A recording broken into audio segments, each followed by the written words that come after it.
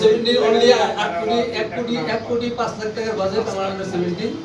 এখানে আমি ৭৫,০০০ টাকা করে প্রত্যেকটা ডিস্ট্রিক্টে টাকা দিব। আমি এই যদি ওরা ভালো খেলার জন্যই এবং ওদের এই আসা যাওয়া জার্সি প্যান্ট কিনতে পারে, ন্যূনতম একটা ওদের ডিমান্ড আছে। সেটা অন্যান্য খেলায় আমরা ৫০,০০০ 60,০০০ দিয়েছি, আমি ৭৫,০০০ টাকা অ্যাটেন্ড আমি একটা ডিস্ট্রিক্টে দিয়ে দিই।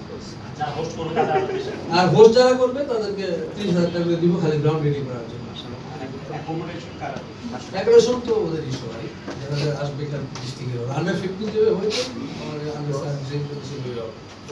অ্যাকোমোডেশন, ফুডিং, অ্যাকোমোডেশন, ওরা তো কাছাকাছি ডিস্ট্রিক্টে খেলা খেলছি আমরা।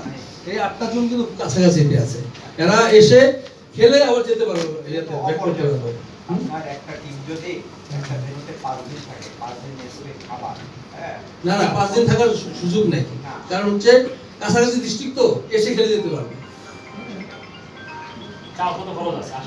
এরকম কি কই আমরা দিচ্ছি। আর এখন ডিএফএরা ডিস্ট্রিক্টের ডিএফএরা যদি কিছু কন্ট্রিবিউশন না করে ফেডারেশন আর কত দিবে ভাই? আপনারা এস লেভেল যেটাই করতেছে, নোটিফাই যেটা হলো পাইপলাইন শক্ত, যদি একটা ডিস্ট্রিক্ট থেকে আপনার 2 ঘন্টা ট্রাভেল করে 1 ঘন্টা ট্রাভেল করে এসে আবার চলে যায়, আবার খেলার তো মান বলে কোনো কিছু। আমরা প্রফেশনাল লিগ কিন্তু এই মোহামেডান ক্লাব বলেন, আবানি ক্লাব বলেন, আমরা কিন্তু যে যেমন মানিকগঞ্জে যে খেলা যায়, মানিকগঞ্জে যে আমরা খেলে সকালে যাই বিকেলে খেলে চলে আসি।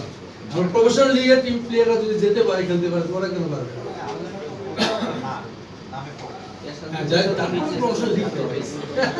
আচ্ছা কারণ ভাই আপনাদের এই খেলোয়াড়দের বয়স নির্ধারণটা কি সঠিকভাবে হবে? কারণ এখানে বয়স চুরির অতীত আমরা অলরেডি এই বয়স নির্ধারণের জন্য আমরা একটা টিম ছিল, আমাদের কোচরা, আমাদের বিভিন্ন আন্ডারে কোচেস প্যানেল আছে, তারা কিন্তু যে ওইখানে ট্রায়ালের মাধ্যমে এবং সব প্লেয়ারদের দেখে তারপর বয়সটা নির্ধারণ করা হয়েছে। তাদের বয়স নির্ধারণ করেছে ওদের জন্ম নিবন্ধন এবং এই আর ভোটার আইডি নিয়ে ওদের জন্ম ইয়েটা ঠিক করা হয়েছে, বয়স নির্ধারণ করা হয়েছে।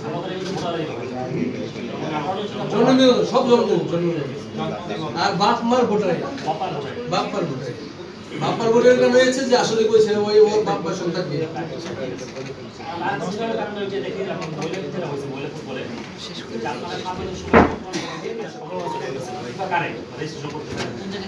এটাও কি সেটা আমরা থাকবে কিনা এবং সেটা তারা করবে, কারণ আপনার দেখা গেছে যে আপনার আমরা গাইবান্ধা মেয়ে যে টিমটা গেছে খেলতে, সেখানে তারা রেজিস্ট্রেশন করতে পারে বা পারে না, এই জন্য মেয়েরা খেলতে দেয় না।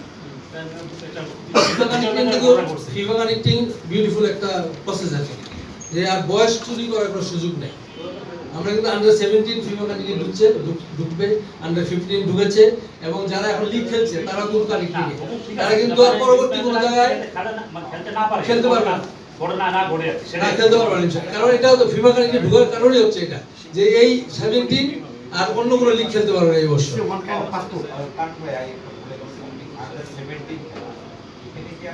ঢাকায় যারা লিগ পার্টিসিপেট করে, পাইনিয়ার আছে, এলিজিবল কারা এখন যারা খেলছে ঢাকা লিগে যারা খেলছে যে কোনো স্টেজে তারা এলাও হবে না? এদের বাইরে বেসিক্যালি একদম যে রুট লেভেলে যেটা বলতেছে তারাই রাইট, যারা চান্স পায় নাই, যারা ফার্স্ট ডিভিশনে খেলছে তারা কিন্তু ফিফা কানেক্টিং, এরা কিন্তু ফিফা কানেক্টিং ঢুকেছে, এরা সেমিতে যেতে পারবে না।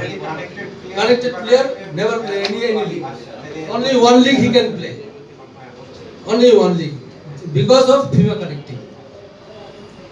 স্পিড প্লেয়ার যদি করেন মনে করেন ছুটি নিয়ে তার নিজে জেলা হয়ে যেতে পারবে স্পিড প্লেয়ার যারা না, তারা তো FIFA কানেক্টিং ঢুকে, আর যদি 17 ঢুকে যাবে 17 খেলে, তাই কিন্তু কোনো জায়গায় লিগ খেলার কোনো সুযোগ নেই। ওকে, ধন্যবাদ। কারণ ভাই পুরোটা একটু প্রশ্ন সে একটা যে কি করে ফুটবলার আপনারা বাছাই করবেন কিনা এরকম মনিটর করবেন? হ্যাঁ, অবশ্যই আমি ফাইনাল রাউন্ডে 8টা জুন থেকে 8টা টিম আসবে। আমাদের এই যে কিছুদিন আগে কিন্তু আমাদের ট্যালেন্ট হান্ট কোচদের কোচিং দেওয়া হয়েছে, ট্যালেন্ট হান্টিং। এই কোচরা আমাদের নিবন্ধন আছে, আমাদের আন্ডারে আছে ফেডারেশনে, তাদেরকে পাঠাবো ফাইনাল রাউন্ডে এবং জোনালে 2 জন করে কোচ যাবে, তারা ট্যালেন্ট হান্ট করবে। আর those who are the ম্যাচের ম্যান অফ দ্য ম্যাচ হবে, সেই কিন্তু আমাদের ইয়েতে চলে আসবে, আমাদের ট্যালেন্ট হান্টে চলে আসবে। যেহেতু সে ম্যান অফ দ্য ম্যাচ, অবশ্যই সে ভালো প্লেয়ার, আমরা ট্যালেন্টে এনে হয়তো 40 হইতে পারে, 50 জন প্লেয়ার হইতে পারে, আনার পরে আমরা ওইখান থেকে আবার একটা বাছাই করবো, বাছাই করে 30 জন প্লেয়ার নিয়ে আমরা একটা পরিকল্পনা সামনে। সেটা কি হতে পারে? সিলেক্ট করবে রেফারি না আপনার একটা panel, man of the match panel থাকবে, কোচেস প্যানেল থাকবে। কাছে বলি যে যেমন বন্ধু ভাই।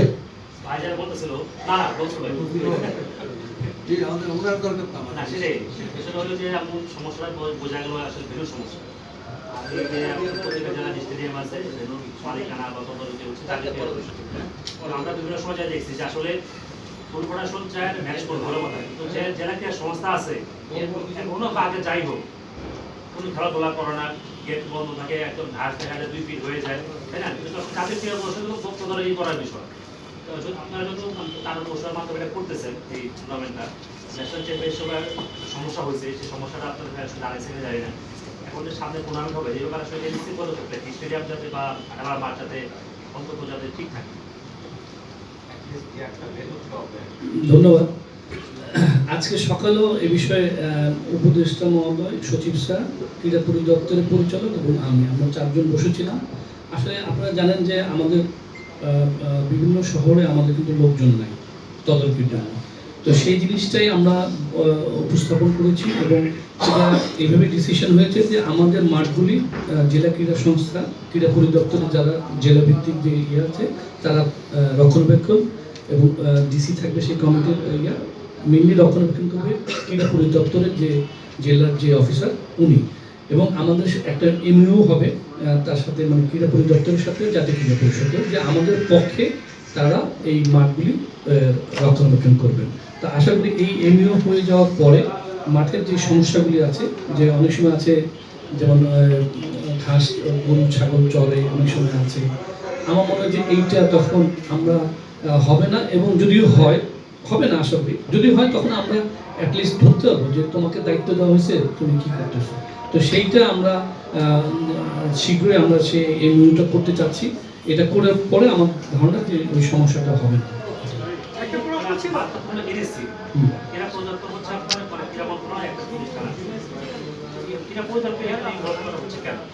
কারণ হচ্ছে ওদের যে আমাদের তো প্রত্যেকটা জেলায় ক্রীড়া অফিসার প্রত্যেকটা জেলায় আছে হ্যাঁ ওদের কিন্তু আপনার প্রত্যেকটা উপজেলা লেভেলের অফিসার আছে, জেলা লেভেলের অফিসার আছে, তো যেহেতু তারাও সরকারি কর্মকর্তা, তো আমরা যদি তাদেরকে রক্ষণাবেক্ষণ জেলা প্রশাসকের মানে তত্ত্বাবধানে যদি তাদেরকে দিই তাহলে আমার মনে হয় যে এইটা সবচেয়ে ভালো রক্ষণাবেক্ষণ হবে। সেই জন্য আমরা চিন্তা করেছি যে এইটা যদিও আমাদের কিন্তু যদি খেলা বা অন্য মানে ডিসিশনের ক্ষেত্রে যেমন কোনো মাঠ বরাদ্দ নর্মালি আমরাও কিন্তু জেলা প্রশাসনের সাথে সমন্বয় করেই আমরা বরাদ্দ দিই, তো সেটা সেক্ষেত্রে আশা করি যে সমস্যা হবে না এবং এই মাঠটা তাহলে সুষ্ঠুভাবে রক্ষণাবেক্ষণটা হবে।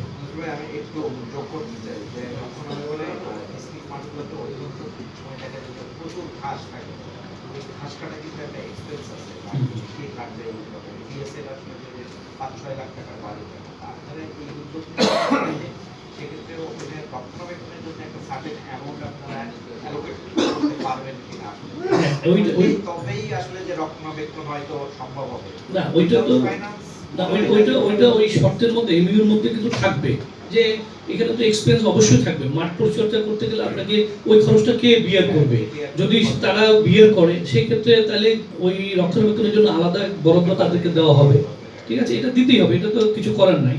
এটা আমরা তখন সুপারিশ করব যে মানে যেহেতু যুব ক্রীড়া মন্ত্রণালয় আন্ডারে দুইটা সংস্থা, আশা করি সমস্যা হবে না, মন্ত্রণালয় তখন ওই বরাদ্দটা এনে ওনাদেরকে দিয়ে দেবে।